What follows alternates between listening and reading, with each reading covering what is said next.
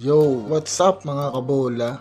Ito at may kumakalat na balita na di pinayagan sila Jason Perkins at Calvin Abueva na maglaro para sa Gilas Pilipinas sa darating na Asian Games. Walang klarong rason mga kabola kung bakit o anong dahilan. Ang final decision ay malalaman pa sa darating na linggo kung saan may gaganaping registration meeting upang pag-usapan ang nasabing pagbabawal dahil hindi daw sila kasama sa final 60-man lineup na naunang naisumite ng Philippine Olympic Committee. May bulungan din na maaaring makasama sa listahan ng di papayagan maglaro sila Terence Romeo at Mutau Tuwa. Anong opinion nyo rito mga kabola? China has denied to request of Gilas Pilipinas to add Calvin Abueva and Jason Perkins to the 12-man roster for Asian Games. There is increased anxiety in the Gilas camp that Terence Romeo and Mutau Tuwa might also out.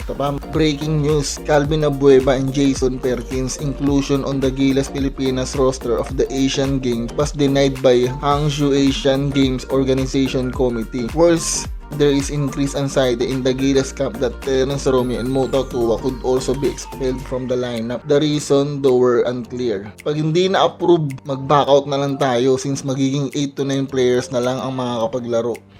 Bumabawi ata in China since tinalo natin sila ng World Cup. Ano sa tingin nyo mga kabola? Revenge ba ng China to? China throw rocks on Gilas Pilipinas. 2023 Asian Games will happen on China. Gilas Pilipinas beat China in the 2023 FIBA World Cup, and now China requested Gilas Pilipinas to remove Calvin Abueva and Jason Perkins in their lineup. Or worse, Terence Romeo and Mutau Tuwa might also out.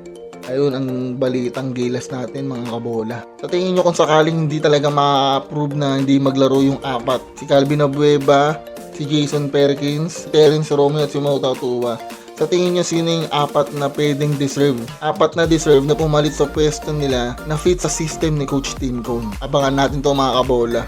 At ito pa nga mga kabola, Gilas Pilipinas pulot na nga ba sa Asian Games 2023? PBA Board and Coach Tim Cone will hold a press conference tomorrow, Tuesday, September 19, 1pm. Ito ay dahilan ng i-deny ng Asian Games Organizing Committee ang appeal ng Gilas Pilipinas na isama sa lineup si Calvin Abueva at si Jason Perkins ng Gilas Pilipinas. Dagdag pa dito ang posibilidad na matanggal din sa lineup sina Terence Romeo at si Mutau Tuwa. Abangan natin bukas mga kabola kung anong magiging ganap sa press conference ng PBA at ni Coach Tim Cone. Tingin nyo mga kabola, comment down below kung anong mangyayari bukas at sa senaryo ng Gilas Pilipinas. Salamat.